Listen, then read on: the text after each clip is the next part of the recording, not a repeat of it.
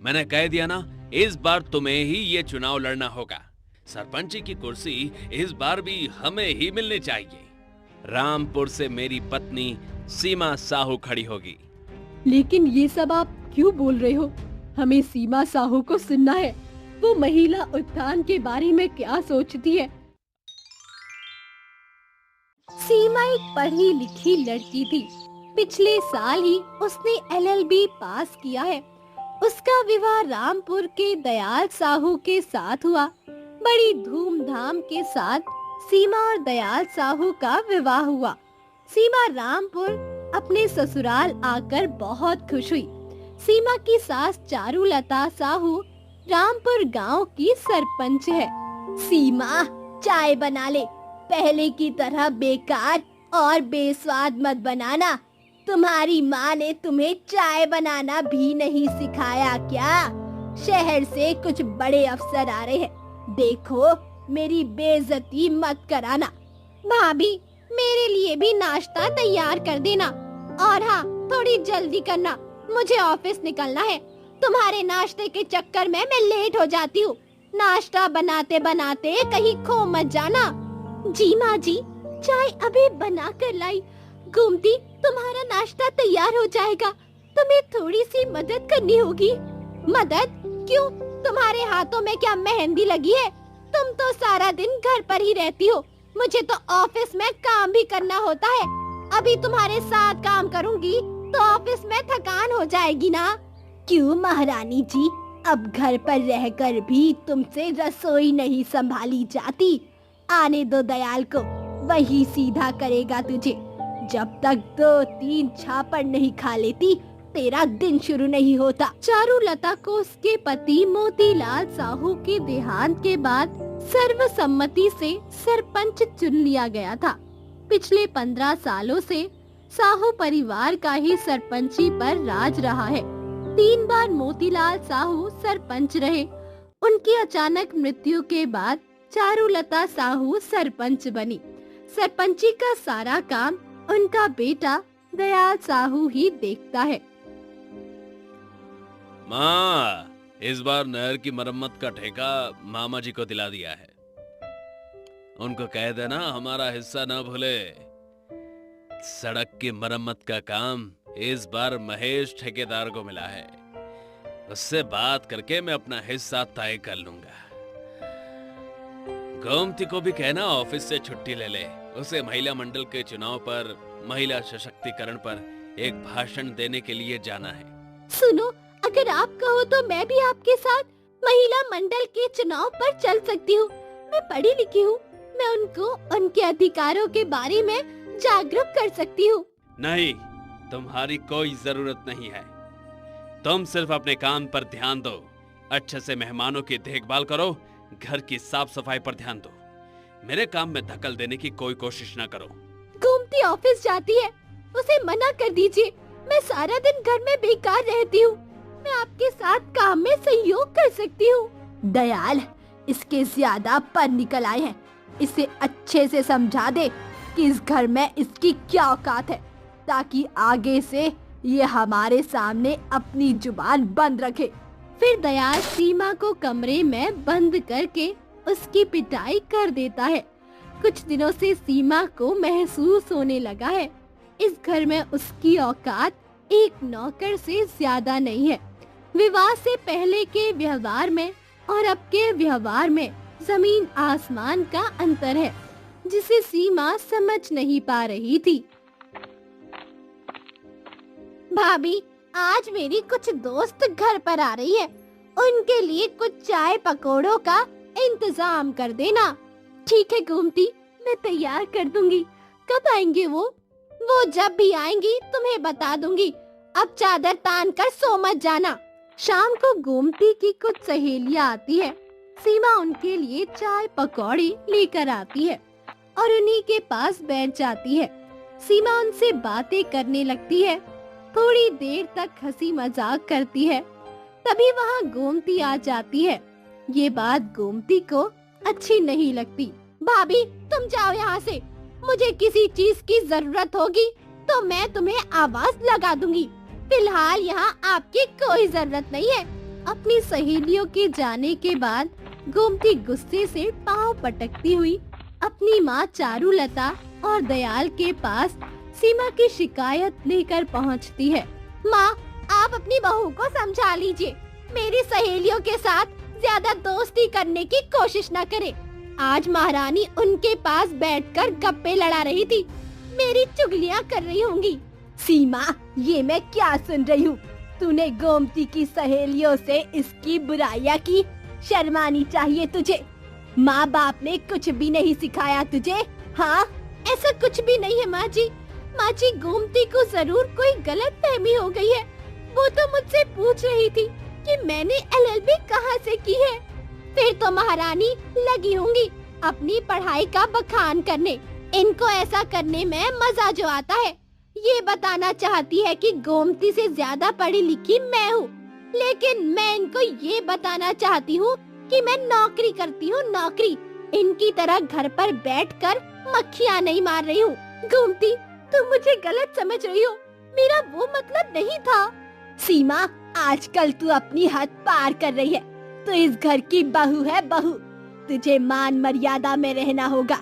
घर के काम के अलावा किसी और काम में तेरी दखल अंदाजी मुझे बर्दाश्त नहीं है। आगे से ध्यान रहे। अब जाओ यहाँ से। सीमा पर दिन ब दिन बंदिशों का शिकंजा कसता ही जा रहा था। उसने अपने जीवन से समझौता कर लिया था, लेकिन एक दिन कुछ ऐसा हुआ जिसकी उसने कल्पना भी नहीं की थी।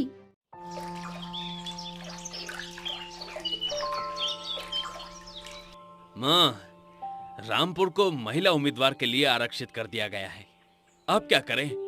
मैंने सोचा था कि इस बार निर्विरोध सरपंच बन जाऊंगा, लेकिन रामपुर क्षेत्र को महिला उम्मीदवार के लिए आरक्षित कर दिया गया है। तो इसमें घबराने की क्या बात है? मैं खड़ी हो जाती हूँ। मैं भी निर्विरोध सरपंच बन जाऊंगी फिर से। अरे नहीं माँ, तुम अब सरपंच नहीं बन सकती। क्यों नहीं बन सकती? अरे तुम पर महेश की जमीन जबरदस्ती छीनने का केस चल रहा है। गरीब कल्याण कोष के 5 लाख के गबन का मामला भी अभी गर्म है। सारा गांव तुम्हारे खिलाफ हो गया है। हमें कोई और उम्मीदवार ढूंढना होगा। क्यों ना हम गोमती को सरपंच के लिए खड़ा कर दे। इससे हमारी साख भी बची रहेगी और सरपंच भी हमारे घर में रहेगी। ये भी नहीं हो सकता, वो नौकरी पर है। इसके लिए उसे पहले इस्तीफा देना होगा। हाँ, लेकिन एक उम्मीदवार है मेरी नजर में। कौन है वो? सीमा। हाँ माँ, सीमा है वो उम्मीदवार जो इस बार चुनाव हमारी ओर से लड़ेगी। तुम ठीक कहते हो। वैसे भी ये हमारी कठपुतली है। जैसे हम डोर खींचेंगे ये वैसे ही नाच नचेगी। तो ये तय हो जाता है कि सीमा इस बार सरपंची का चुनाव लड़ेगी। सीमा रसोई घर में खाना बना रही है, तभी दयाल वहाँ आता है। सीमा, हमने ये तय किया है कि इस बार सरपंची का चुनाव तुम लड़ोगी। लेकिन मैं ही क्यों? वो तो आप भी लड़ सकती हो। माझी भी तो है और फिर गोमती भी तो है। मैंने कह दिया ना, इस बार तुम्हें ही ये चुनाव लड़ना होगा। सरपंची की कुर्सी इस बार भी हमें ही मिलनी चाहिए। कल से ही हम तुम्हारे लिए प्रचार शुरू करेंगे। लेकिन मुझे सरपंची का काम नहीं पता। कुछ गड़बड़ हो गई तो? ऐसा कुछ नहीं होगा। माँ ने भी तो सरपंची की है। जब वो 5वीं पास होकर सरपंची कर सकती है तो तुम क्यों नहीं? तुम्हें कुछ नहीं करना है, बस जैसा मैं कहूँगा वैसे ही करते जाना है। जहाँ जहाँ मैं कहूँगा वहाँ वहाँ तुम साइन करते जाना। बाकी सारा काम मैं संभाल लूंगा। तुम बिल्कुल चिंता ना करो। ठीक है, मुझे भी लोगों के बीच जाने का मौका मिलेगा। घर में रह रह कर मैं उकता गई हूँ। चुनाव कोई भी हो, कुछ दिनों तक माहौल मेले जैसा रहता है। नए खड़े होने वाले उम्मीदवार के लिए ये उत्साह का माहौल होता है। वही पुराने उम्मीदवार के लिए इज्जत का सवाल बन जाता है। सारे गांव में ये चर्चा का विषय बन गया है।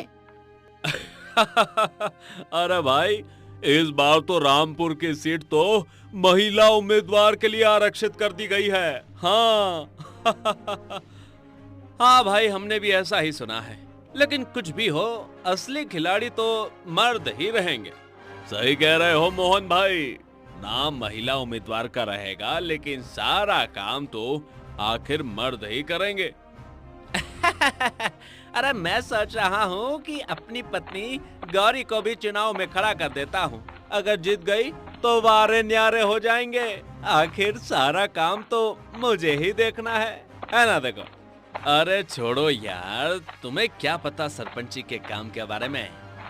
गौरी भाभी से बात करते समय तो तुम्हारी जुबान लड़खड़ा जाती है। हाँ? ऐसी बात नहीं है मोहन भाई। एक बार सरपंची अपने झोले में आ गई ना, तब मेरा हौसला देखना। लेकिन बिरजू भाई, सरपंची के चुनाव में तो बहुत पैसे खर्च होते हैं, वो कहां से लाओगे? खेत और घर तो तुम्हारे साहूकार के यहाँ गिरवी पड़े हैं।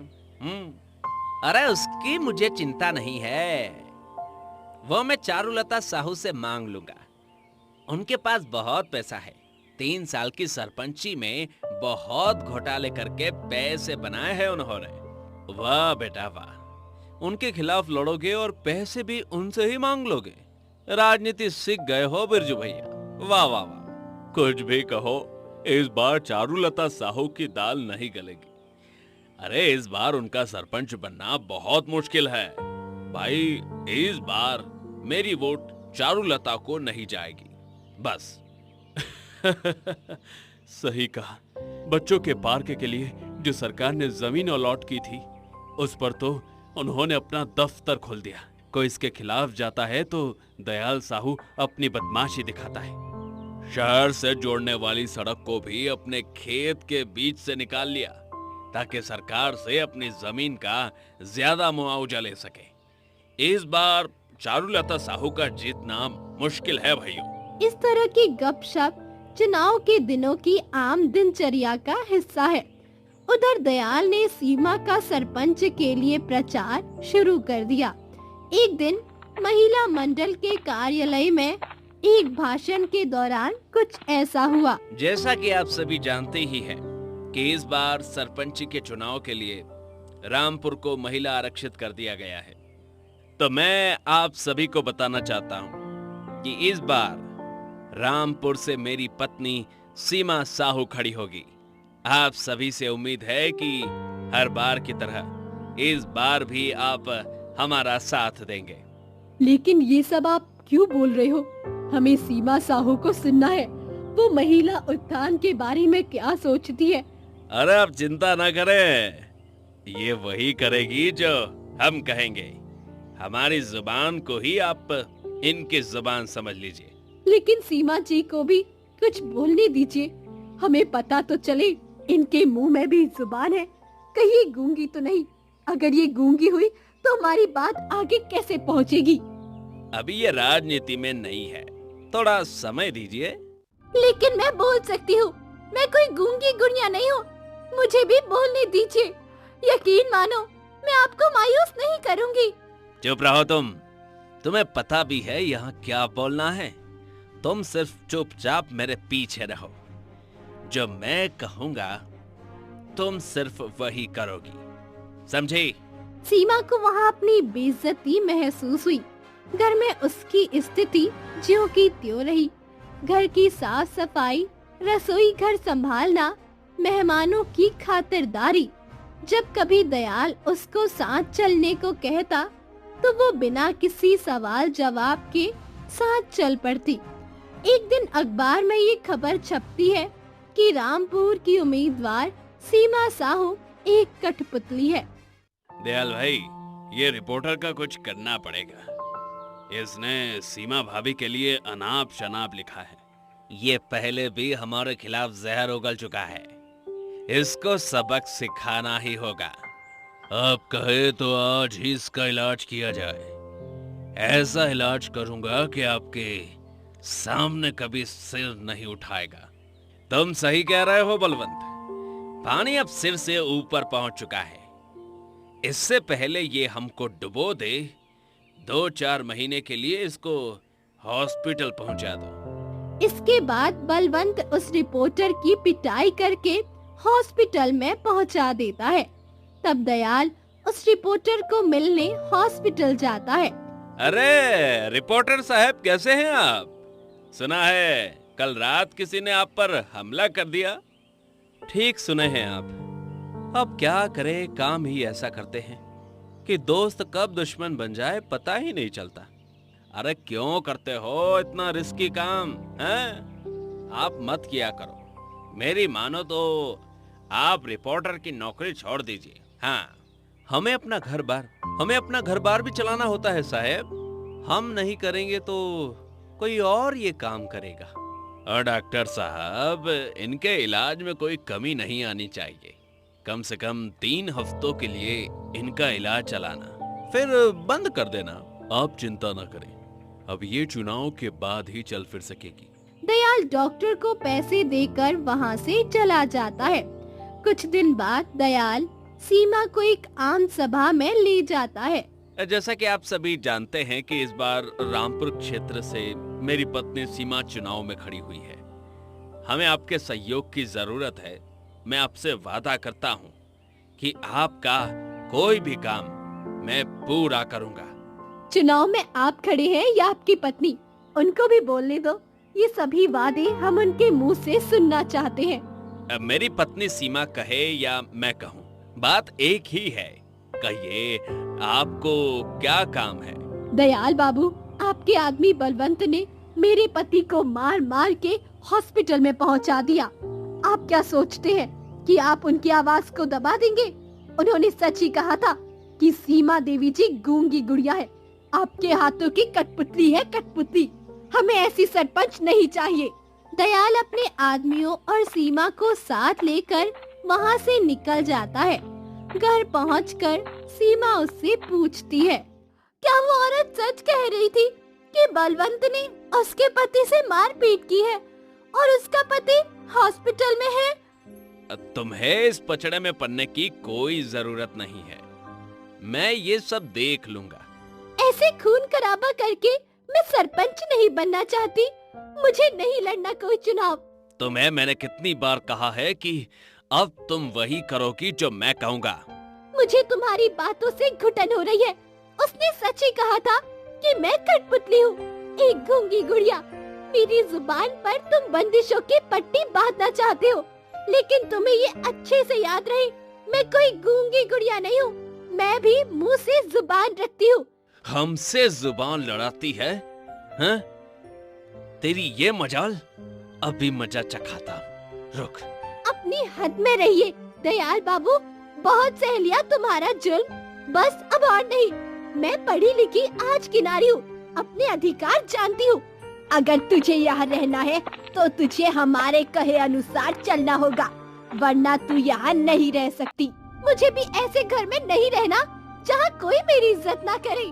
एक तुच्छ सी सरपंची के लिए लोगों से मार पीट की जाए। जानवरों से बदतर सोचे तुम्हारी। जा रही हूँ मैं ये घर छोड़कर। सीमा, तुम ऐसा नहीं कर सकती। 2 हफ्तों में चुनाव है। ये तुम्हें हाथ उठाने से पहले सोचना चाहिए था। अगर तुम ये चाहते हो कि मैं ये घर छोड़कर ना जाऊं और चुनाव लड़ूं, तो तुम्हें मेरे साथ चलकर उस रिपोर्टर से माफी मांगनी होगी। नहीं, ये नहीं हो सकता। मैं उन रिपोर्टर से माफी नहीं मांगूंगा। तुम क्या सोचती हो? तुम हमारी ओर से चुनाव नहीं लड़ोगी तो क्या हमारी ओर से कोई भी चुनाव नहीं लड़ेगा? हैं? मैं गोमती को चुनाव में खड़ा करूंगा और जीत के दिखाऊंगा। तुम जा सकती हो यहाँ से। मैं भी कोई कमजोर औरत नहीं हूँ दयाल बाबू। आप सबके जुल्मों ने मुझे बहुत मजबूत बना दिया है। मैं अकेले अपने दम पर सरपंच के लिए खड़ी भी हो सकती हूँ और जीत भी सकती हूँ। ठीक है, लड़ो अपने दम पर और जीत के दिखाओ। मैं भी देखता हूँ इस गांव में कौन तुम्हारी मदद करता है। ये सुनकर सीमा वहाँ से चली जाती है। दयाल अपनी बहन गोमती को चुनाव लड़ने के लिए तैयार करता है। गोमती अपनी नौकरी से इस्तीफा देती है और चुनाव प्रचार में जुट जाती है। 2 दिन बाद सीमा हॉस्पिटल जाती है। कैसे हैं आप? मुझे बहुत दुख है कि मेरे पति के एक आदमी ने आपके पति के साथ ये सब किया, वो भी एक सरपंची के लिए। कितने ही सालों से यही होता आ रहा है। इनके खिलाफ जब कोई भी आवाज उठाता है उसका यही अंजाम होता है। इनका मुकाबला यहाँ कोई नहीं कर पाता। सारा गांव गूंगा बहरा बन जाता है और ये अपनी गुंडागर्दी करते रहते हैं। मैं ये जान गई हूँ, इसीलिए मैंने आज उनका घर छोड़ दिया है। सीमा जी, आप बहुत बहादुर हो जो आपने ये कदम उठाया है। इनके सामने सिर उठाना बहुत बहादुरी का काम है। सरला, बहादुर मुझे तुमने बनाया है। तुम्हारी बातों ने मेरे ज़मीर को जगा दिया। तुमने मुझे जुल्म का साथ देने ही नहीं, जुल्म के खिलाफ बोलने की ताकत दी है। अब आप क्या करेंगी, कहाँ जाएंगी? सोच कर तो ये आई थी कि अपने दम पर चुनाव लड़ूंगी। मैं इस गांव की महिलाओं के लिए कुछ करना चाहती थी, लेकिन साहू परिवार ने हमेशा मेरी आवाज को दबा दिया।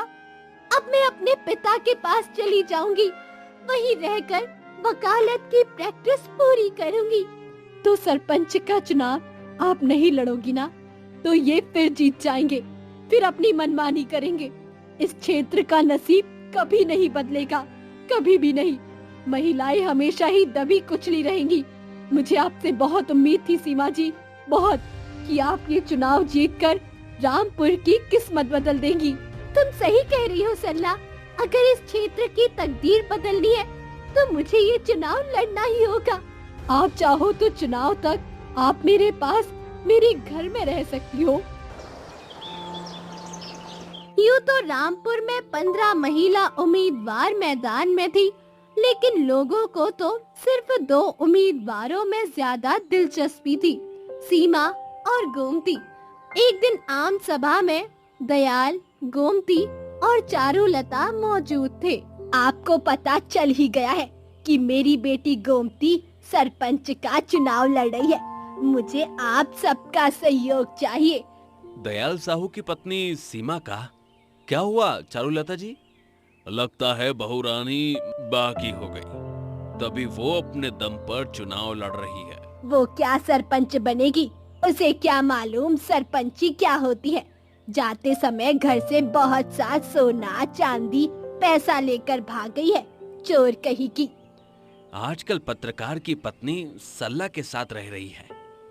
दोनों मिलकर बहुत मेहनत कर रही हैं। भाइयों, मेरी बहन गोमती ने आप लोगों की सेवा करने के लिए अपनी नौकरी तक को दांव पर लगा दिया है। चुनाव का दिन आ पहुंचा है। सारे गांव में नंद भाभी ही चर्चा का विषय बने हुए हैं। दयाल ने जीतने के लिए सारे हथकंडे अपना लिए। शराब और पैसा पानी की तरह बांटा गया, लेकिन नतीजा विपरीत निकला। सीमा साहू जीत गई। सबसे पहले मैं आप सभी का धन्यवाद करती हूँ। आप सबने मुझे मौका दिया है कि मैं आप सबके लिए कुछ कर पाऊँ। सबसे पहले महिलाओं को आत्मनिर्भर बनाने के लिए सिलाई सेंटर को खाली करवाया जाएगा, जिसको बहुत बरसों से गोदाम की तरह इस्तेमाल किया जा रहा है। बच्चों के खेलने के लिए जो पार्क सरकार की तरफ से अलॉट हुए हैं, उस पर से सरपंच के दफ्तर को हटाया जाएगा। ग्राम सड़क योजना के अंतर्गत आने वाले पैसों का सही इस्तेमाल किया जाएगा। पहले से चली आ रही धांधली की भी जांच की जाएगी। दयाल, ये सब क्या हो गया? वो सरपंच कैसे बन गई? हमारी तमाम कोशिशों के बावजूद वो कैसे जीत गई? वो पुराने सभी घोटालों को उजागर कर रही है। ऐसे तो हम फंस जाएंगे ना। शायद वो सच की लड़ाई लड़ रही थी और हम झूठ की। हमने कभी उसे आगे बढ़ने नहीं दिया। उसे अपने हाथों की कठपुतली बनाने के बारे में सोचा।